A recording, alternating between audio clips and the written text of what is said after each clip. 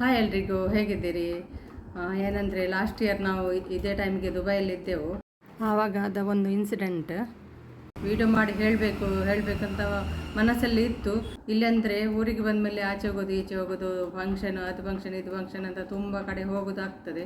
ಮತ್ತು ಮನೆಗೆ ಬಂದ ಮೇಲೆ ಸ್ವಲ್ಪ ಕೆಲಸಲ್ಲಿರ್ತದೆ ಮನೆಯದ್ದು. ಮತ್ತು ಸ್ವಲ್ಪ ಮೊಬೈಲೆಲ್ಲ ಶಾರ್ಟ್ಸ್ ಎಲ್ಲ ಅಪ್ಲೋಡ್ ಮಾಡ್ತಿದ್ದೆ. ಮೊಬೈಲ್ ಲಾಂಗ್ ವೀಡಿಯೋಗೆ ಸ್ವಲ್ಪ ನನಗೆ ಲೇಜಿ ಆಗ್ತಿತ್ತು.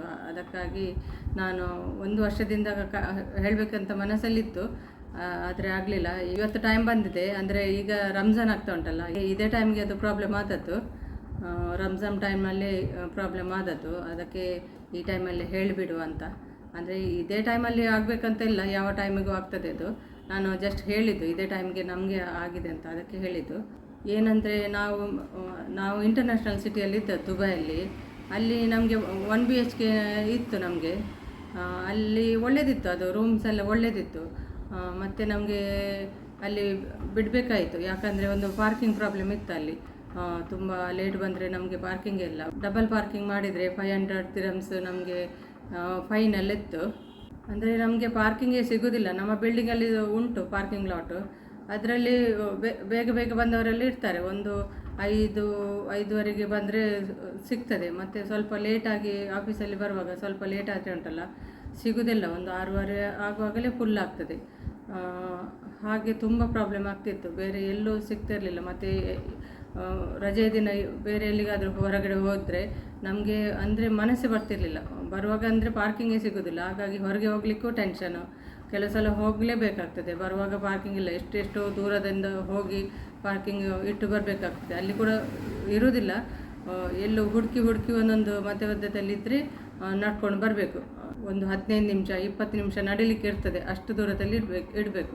ಮತ್ತು ಸೆಕೆ ಟೈಮಿಗೆ ಅಂತೂ ಸಾಧ್ಯನೇ ಇಲ್ಲ. ಅಷ್ಟು ದೂರದಿಂದ ಬೆಳಿಗ್ಗೆದ್ದು ಹೋಗಬೇಕು, ಆಫೀಸಿಗೆ ಹೋಗಬೇಕು, ಅಷ್ಟು ದೂರ ನಡ್ಕೊಂಡು ಹೋಗಬೇಕು.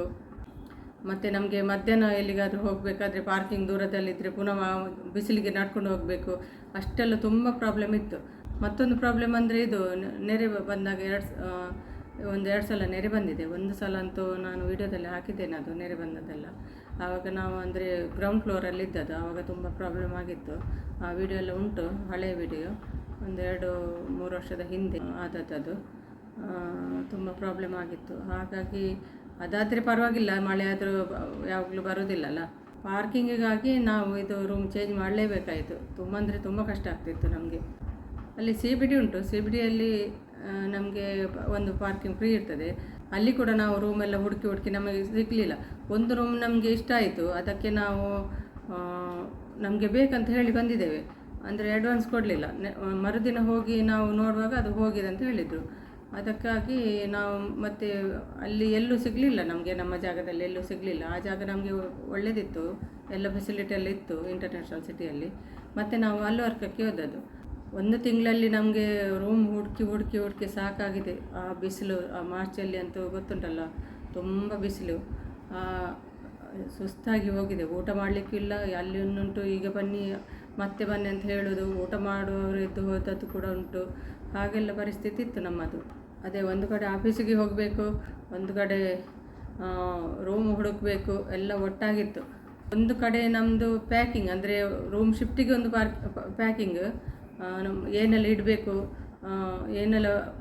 ಏನೆಲ್ಲ ಆ ರೂಮಿಗೆ ತಗೊಂಡು ಹೋಗಬೇಕು ಅದೊಂದು ಪ್ಯಾಕ್ ಮಾಡಬೇಕಿತ್ತು.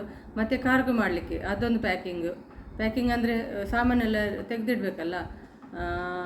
ತುಂಬ ಅಂದರೆ ತುಂಬ ನಮಗೆ ಕಷ್ಟ ಆಗಿತ್ತು ಆ ಟೈಮಲ್ಲಿ. ಯಾವುದೆಲ್ಲ ಇಡಬೇಕು, ಯಾವುದೆಲ್ಲ ತಗೊಂಡು ಹೋಗಬೇಕು, ಅದೆಲ್ಲ ಕೆಲಸ ಗೊತ್ತುಂಟಲ್ವಾ. ಶಿಫ್ಟಿಂಗ್ ಅಂದರೆ ಎಷ್ಟು ಕಷ್ಟ ಆಗ್ತದೆ ಅಂತ.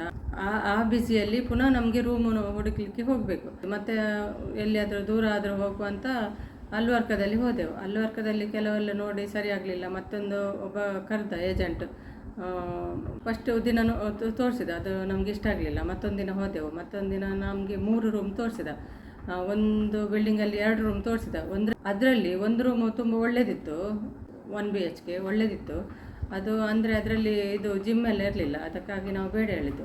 ಮತ್ತೊಂದು ರೂಮ್ ತೋರಿಸಿದ ಮತ್ತೊಂದು ಬಿಲ್ಡಿಂಗಲ್ಲಿ, ಅದು ಕೂಡ ಒಳ್ಳೆಯದಿತ್ತು. ರೂಮ್ ನಮಗೆ ಇಷ್ಟ ಆಯಿತು, ನನ್ನ ಮಗನಿಗೆ ಇಷ್ಟ ಆಯಿತು. ಅದರಲ್ಲಿ ಜಿಮ್ ಕೂಡ ಇತ್ತು. ಕೆಲವು ಬಿಲ್ಡಿಂಗಲ್ಲಿ ಜಿಮ್ ಫೆಸಿಲಿಟಿ ಉಂಟಲ್ಲ, ಸ್ವಲ್ಪ ರೆಂಟ್ ಜಾಸ್ತಿ ಇರ್ತದೆ, ಆದರೂ ಪರವಾಗಿಲ್ಲ ಅಲ್ಲ. ನಾವು ಬೇರೆ ಜಿಮ್ಮಿಗೆ ಹೋಗೋದಾದರೆ ಎಕ್ಸ್ಟ್ರಾ ಹಣ ಕೊಡಬೇಕಲ್ಲ. ಇದು ನಮ್ಮ ಬಿಲ್ಡಿಂಗಲ್ಲಿ ಇದ್ದರೆ ಒಳ್ಳೆಯದಲ್ವ ಅಂತ ನಾವು ಅದನ್ನೇ ತಗೊಂಡದ್ದು. ಮತ್ತೆ ಅದು ಓಕೆ ಮಾಡಿ ಅವನು ಹೇಳಿದ ಅಡ್ವಾನ್ಸ್ ಕೊಡಿ ಅಂತ ಹೇಳಿದ. ನಾವು ಎಣಿಸಿದ್ದು ಆ ದಿನ ನಾವು ಅಡ್ವಾನ್ಸ್ ಕೊಡದೆ ಅದು ರೂಮ್ ಹೋಗಿದೆ ಅಲ್ವ, ಅಂದರೆ ನಮಗೆ ಟೈಮ್ ಇಲ್ಲ ಇಲ್ಲಿ. ನಾವು ಇದ್ದ ರೂಮ್ ಇಷ್ಟೇ ಟೈಮಲ್ಲಿ ಬಿಡಬೇಕಲ್ಲ, 1 ತಿಂಗಳೊಳಗೆ ಬಿಡಬೇಕಲ್ಲ. ನಮಗೆ 1 ತಿಂಗಳು ಕೂಡ ಇಲ್ಲ, ಒಂದು 10 ದಿನ ಏನೋ ಇತ್ತು ನಮಗೆ ರೂಮ್ ಬಿಡಲಿಕ್ಕೆ. 10 ದಿನದೊಳಗೆ ನಮಗೆ ಆ ರೂಮ್ ಬಿಡಬೇಕು, ಇಲ್ಲಿ ರೂಮ್ ಸಿಗಲಿಲ್ಲಲ್ಲ. ಅದಕ್ಕೆ ಅಡ್ವಾನ್ಸ್ ಕೊಡೋದಿದ್ದರೆ ಮತ್ತೆ ರೂಮ್ ಹೋಗ್ತದೆ ಅಂತ ನಾವು ಅಡ್ವಾನ್ಸ್ ಕೊಟ್ಟದ್ದು. ಅದು ಎಷ್ಟು 2.5 ಹೇಳಿದ, 2500 ದಿರಮ್ಸ್ ಕೊಡಬೇಕಂತ ಹೇಳಿದ. ಅದಕ್ಕೆ ನಾವು ಕೊಡಲಿಕ್ಕೆ ಹೋದೆವು. ಆವಾಗ ನನ್ನ ಹಸ್ಬೆಂಡ್ ಎಂತ ಹೇಳಿದರು, ಹಣ ಕೊಡುವಾಗಂತೂ ಅವನ ಫೋಟೋ ಒಂದು ತೆಗಿ ಅಂತ. ಹಣ ನಾವು ಕೊಡ್ತೇವಲ್ಲ, ಆ ಕೊಡುವ ಟೈಮಿಗೆ ನಮ್ಮದು ಫೋಟೋ ತೆಗಿ, ಅವನದ್ದು ಮತ್ತೆ ನಾವು ಕೊಡುವವರದ್ದು ಫೋಟೋ ತೆಗಿ ಅಂತ ಹೇಳಿದರು. ಕ್ಯಾಶ್ ಬೇಕಂತ ಹೇಳಿದ ಅವನು. ನೋಡಿ ಅದು ಅವನ ಚಾಲಲ್ವ, ಕ್ಯಾಶ್ ಕೊಡಬೇಕಂತ ಹೇಳಿದ. ಎಲ್ಲಿ ಪ್ರೂಫ್ ಸಿಗೋದಿಲ್ಲಲ್ಲ.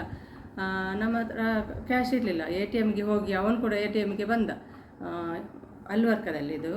ಅವನು ಕೂಡ ATM ತನಕ ಬಂದು ಅಲ್ಲಿ ಹಣ ಕೊಟ್ಟದ್ದು. ಆವಾಗ ನಾನು ಫೋಟೋ ಕೂಡ ತೆಗೆದಿದ್ದೆ. ಮತ್ತೇನಾಯಿತು ಮತ್ತೆ ಅಂದರೆ ಅದು ರಂಜಾನ್ ಇದು ಲಾಸ್ಟ್ ಡೇ, ಮತ್ತು ನೆಕ್ಸ್ಟ್ ಡೇ ಈದ್ ಬರ್ತದೆ, ಅದು ರಜೆ ಉಂಟು. ಅದು ಸ್ಯಾಟರ್ಡೆ ಸಂಡೇ ಕೂಡ ಬಂದಿದೆ.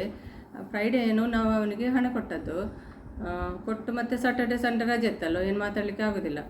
ಮತ್ತು ಮಂಡೇಗೆ ಅವನು ಫೋನ್ ಮಾಡುವಾಗ ಅವನದ್ದು ಸುದ್ದಿ ಇಲ್ಲ. ಈಗ ಏನೆಲ್ಲ ಆಗಿದೆ ಅಂತ ಡೀಟೇಲ್ ಆಗಿ ಹೇಳಲಿಕ್ಕೆ ಆಗೋದಿಲ್ಲ, ಅಂದರೆ ನನಗೆ ನೆನಪು ಕೂಡ ಇಲ್ಲ, ತುಂಬ ಟೈಮ್ ಕೂಡ ಆಯ್ತಲ್ಲ.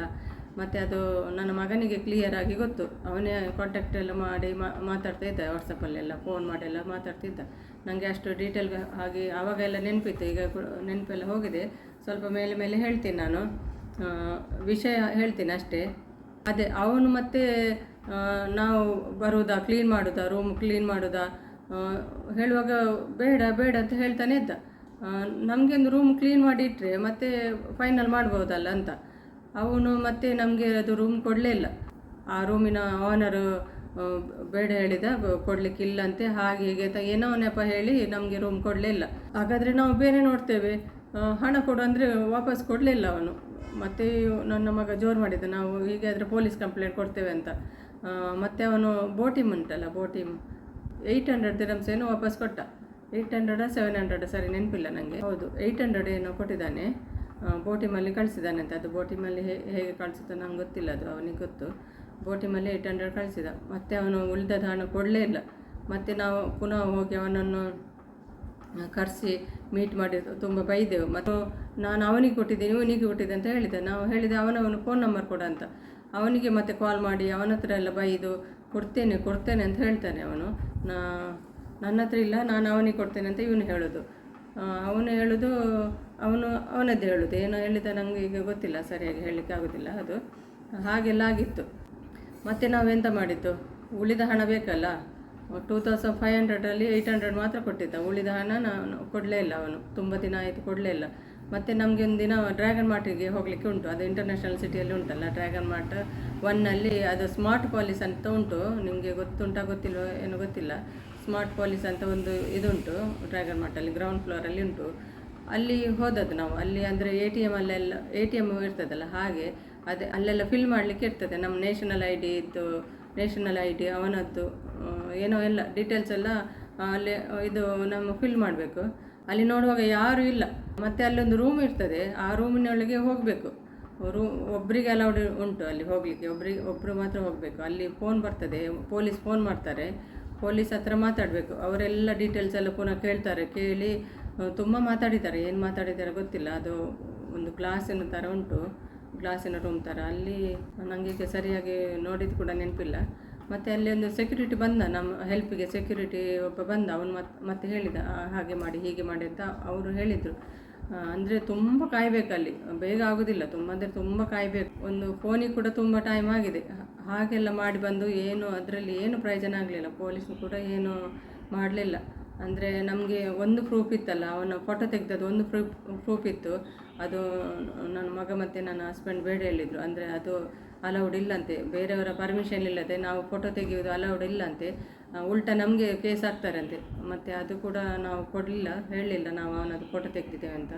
ಅದು ಕೊಟ್ಟಿದ್ದರೆ ಏನಾಗ್ತಿತ್ತ ಗೊತ್ತಿಲ್ಲ. ನಮಗೆ ಪುನಃ ಕೇಸ್ ಆಗ್ತಿತ್ತ ಅವನನ್ನು ಹಿಡಿತಿದ್ರ ಏನಂತ ನಾವು ಮತ್ತೆ ಜಾಸ್ತಿ ಇದಕ್ಕೆ ಹೋಗಲಿಲ್ಲ. ಯಾಕಂದರೆ ನಮಗೆ ಟೈಮ್ ಕೂಡ ಇರಲಿಲ್ಲ ಅಷ್ಟೊಂದು, ಅವನ ಹತ್ರ ಫೈಟ್ ಮಾಡಲಿಕ್ಕೆ ಅಷ್ಟೊಂದು ಟೈಮ್ ಕೂಡ ಇರಲಿಲ್ಲ. ಬೇರೆಯವರ ಹತ್ರ ಹೇಳಿ ನಮಗೆ ರೂಮ್ ಬೇಕಂತ ಹೇಳಿ ಇವನ ಫ್ರೆಂಡ್ಸಿಗೆ, ನಮ್ಮ ಫ್ರೆಂಡ್ಸಿಗೆ ಯಾರಾದರೂ ಹೇಳಿ ಅವನಿಗೆ ಕಾಲ್ ಮಾಡಿ ನಮಗೆ ರೂಮ್ ಬೇಕಂತ ಹೇಳಿ ಅವನು ಹಿಡಿಬೋದಿತ್ತು. ಅಷ್ಟು ಟೈಮ್ ಇರಲಿಲ್ಲ ನಮಗೆ. ಹಣ ಅಲ್ವಾ, ಹೋದದ್ದು ಹೋಗಲಿ, ಅವನು ಎಷ್ಟು ತಿಂತಾನೆ, ಎಷ್ಟು ಟೈಮ್ ಬರ್ತದೆ ಅವನಿಗೆ. ಅದು ಕೂಡ ರಂಜಾನ್ ಟೈಮಲ್ಲಿ ಅವನು ಹೀಗೆ ಮಾಡಿದಾನಂದರೆ ಅವನು ಎಷ್ಟು ಒಳ್ಳೆ ಜನ ಇರ್ಬೋದಲ್ವ. ಅವನು ಹೇಳೋದು ಅದೊಂದು ಮುಂಚೆ ತೋರಿಸಿದಲ್ಲ ಅದನ್ನು ರೂಮ್ ತಗೊಳ್ಳಿ ಅಂತ, ಇದು ಕೊಡೋದಿಲ್ಲ ಅದು ರೂಮ್ ತಗೊಳ್ಳಿ ಅಂತ. ಇದು ರೂಮ್ ಕೊಡದಿದ್ರೆ ಮತ್ತೆ ಯಾಕೆ ಅವನು ತೋರಿಸಿದೆ ಯಾಕೆ ಅಲ್ವಾ. ನಾವು ಹೇಳಿದ್ದು ಅದು ರೂಮ್ ನಮಗೆ ಇಷ್ಟ ಇಲ್ಲ, ಅದು ಬೇಡ ನಮಗೆ ರೂಮ್ ಹೇಳೋದು. ಆದರೂ ಅವನದ್ದೇ ಹಠ. ಹಾಗೆ ನಾವು ರೂಮ್ ನೋಡಿಕೊಂಡು ಬಂದು ಹೊರಗೆ ಕೂತಿದ್ದೆವು ಅವನ ಹತ್ರ ಮಾತಾಡಲಿಕ್ಕೆ. ಆಗ ಮತ್ತೊಬ್ಬ ಬಂದ, ಅವನಿಗೆ ಕೂಡ ಅದೇ ರೂಮ್ ತೋರಿಸಿದ. ಅದು ಅವನ ಚಾಲ ಏನು ಅಂತ ಗೊತ್ತಿಲ್ಲ, ಅಂದರೆ ಅದು ರೂಮ್ ಹೋಗ್ಬೋದಂತ ನಾವು ಎಣಿಸ್ತೇವಲ್ಲ. ಅಂದರೆ ಬೇರೆಯೊಬ್ಬ ಕೂಡ ನೋಡಲಿಕ್ಕೆ ಬಂದಿದ್ದಾನೆ, ಅವನು ಕೂಡ ತಗೊಳ್ತಾನ ಏನು ಅಂತ ನಾವು ಎಣಿಸಿ ಬೇಗ ಹಣ ಕೊಡಬೇಕಲ್ಲ. ಹಾಗಾಗಿ ಅವನು ಚಾಲು ಮಾಡಿದ್ದಾನೆ ಏನೋ ಗೊತ್ತಿಲ್ಲ. ಹಾಗೆಲ್ಲ ಆಗಿತ್ತು. ಅದಕ್ಕೆ ನಿಮಗೆ ಹೇಳೋದು ನಾವು, ಯಾರಾದರೂ ದುಬೈಯಲ್ಲಿ ರೂಮ್ ಚೇಂಜ್ ಮಾಡೋದಾದರೆ, ದುಬೈಯಲ್ಲೆಲ್ಲ ಎಲ್ಲ ಕಡೆ ಇರ್ತದೆ ಈಗ ಇದು, ನೀವು ಯಾವತ್ತೂ ಏಜೆಂಟ್ಗೆ ನಿಮ್ಮ ಕೈಯಲ್ಲಿ ಹಣ ಕೊಡಬೇಡಿ, ಎಲ್ಲೆಲ್ಲೋ ಹಣ ಕೊಡಬೇಡಿ. ನೀವು ಹಣ ಕೊಡೋದಾದರೆ, ಅಡ್ವಾನ್ಸ್ ಕೊಡೋದಾದರೆ ಅವರ ಆಫೀಸ್ ಇರ್ತದೆ, ಆಫೀಸಿಗೆ ಹೋಗಿ ಕೊಡು. ನಾವು ಕೂಡ ಹೇಳಿದ್ದೇವೆ ಆಫೀಸಿಗೆ ಕರ್ಕೊಂಡು ಹೋಗಿ ಅಂತ. ಅವನು ಹೇಳಿದ ಈಗ ಇಲ್ಲ ಬಂದಾಗಿದೆ ಹಾಗೆ ಏನೋ ನೆಪ ಹೇಳ್ತಿದ್ದ. ಕೈಯಲ್ಲಿ ಯಾವತ್ತೂ ಕೊಡಲಿಕ್ಕೆ ಹೋಗಬೇಡಿ. ನಾವು ಮಾಡಿದಾಗೆ ನೀವು ಕೂಡ ಮೋಸ ಹೋಗಬೇಡಿ. ಅದು ನಮ್ಮದೊಂದು ತಪ್ಪಾಗಿದೆ, ನಾವು ಅವನ ಕೈಯಲ್ಲಿ ಕೊಟ್ಟು ತಪ್ಪಾಗಿದೆ. ಅದಕ್ಕೆ ನೀವು ಕೂಡ ಜಾಗ್ರತೆಯಾಗಿರಿ. ನೀವು ಅವರ ಆಫೀಸಿಗೆ ಹೋಗಿ ಹಣ ಕೊಟ್ಟು ರಿಸಿಪ್ಟ್ ಎಲ್ಲ ತಗೊಂಡು ಬರಬೇಕು.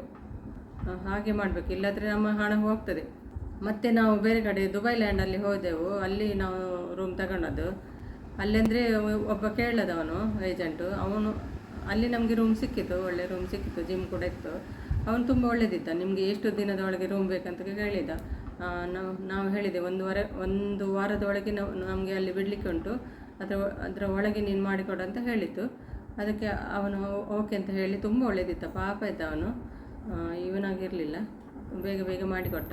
ಮತ್ತೆ ನೋಡುವಾಗ ನಮಗೆ ಮಾತ್ರ ಅಲ್ಲ, ಬೇರೆಯವರು ಕೂಡ ಆಗಿದಂತೆ. ನನ್ನ ಹಸ್ಬೆಂಡು ಇವರ ಚಿಕ್ಕಪ್ಪನ ಮಗ ಅಲ್ಲಿ ದುಬೈಯಲ್ಲಿದ್ದಾನೆ, ಅವನಿಗೆ ಕಾಲ್ ಮಾಡಿದರು. ನಾವು ಶಿಫ್ಟ್ ಮಾಡಿದ್ದೇವೆ, ಹೇಳಬೇಕಲ್ಲ, ನಾವು ದುಬೈಯಲ್ಲಿ ಮನೆ ಚೇಂಜ್ ಮಾಡಿದಾಗ ನಮ್ಮ ರಿಲೇಷನ್ ಯಾರಾದರೂ ಇದ್ದರೆ ಹೇಳಬೇಕಲ್ಲ. ಅದಕ್ಕೆ ನನ್ನ ಹಸ್ಬೆಂಡ್ ಅವನಿಗೆ ಕಾಲ್ ಮಾಡಿದರು, ನಾವು ಶಿಫ್ಟ್ ಆಗಿದ್ದೇವೆ ಮತ್ತು ಹೀಗೆಲ್ಲ ಆಯಿತು ಅಂತ ಹೇಳಿದರು. ಅದಕ್ಕೆ ಅವನು ಕೂಡ ಹೇಳಿದ, ಅವನಿಗೆ ದುಬೈ ಲ್ಯಾಂಡಲ್ಲೇ ಆಗಿದಂತೆ. ದುಬೈ ಲ್ಯಾಂಡಲ್ಲಿ 1000 ಇದು ಕಮಿಷನ್ ತಗೊಂಡು ಕೊಡಲೇ ಇಲ್ಲ ಅಂತೆ. ಅವನು ಕೂಡ ಹೇಳಿದ. ಎಷ್ಟೋ ಜನಕ್ಕೆ ಇದೆಲ್ಲ ಆಗಿದೆ ಏನೋ ಗೊತ್ತಿಲ್ಲ. ಅದಕ್ಕೆ ತುಂಬ ಕೇರ್ಫುಲ್ ಆಗಿ ಇರಬೇಕು ಹಣ ಕೊಡುವಾಗ. ರೂಮಿನ ವಿಷಯದಲ್ಲೆಲ್ಲ, ಯಾವ ವಿಷಯದಲ್ಲೂ ಹಾಗೆ ಹಣ ಕೈಯಲ್ಲಿ ಕೊಟ್ಟರೆ ಹೀಗೆ ಆಗೋದು. ಏನು ಪ್ರೂಫ್ ಇಲ್ಲದೆ ಹಣ ನೀವು ಕೊಡಲಿಕ್ಕೆ ಹೋಗಬೇಡಿ. ಇಷ್ಟೇ ಹೇಳಲಿಕ್ಕೆ ಇದ್ದದ್ದು. ಅದೇ ಇಷ್ಟೇ. ನನಗೆ 1 ವರ್ಷದಿಂದ ಕಾಯ್ತಾ ಇದ್ದೆ ಇದೊಂದು ಹೇಳಬೇಕಂತ. ನಮಗೆ ಆದ ಮೋಸ ನಿಮಗೆ ಆಗಬಾರ್ದಂತ ಹೇಳಬೇಕಿತ್ತು. ಅದಕ್ಕೆ ಈ ವಿಡಿಯೋ ಮಾಡಿದೆ. ಬಾಯ್ ಎಲ್ರಿಗೂ, ಬಾಯ್.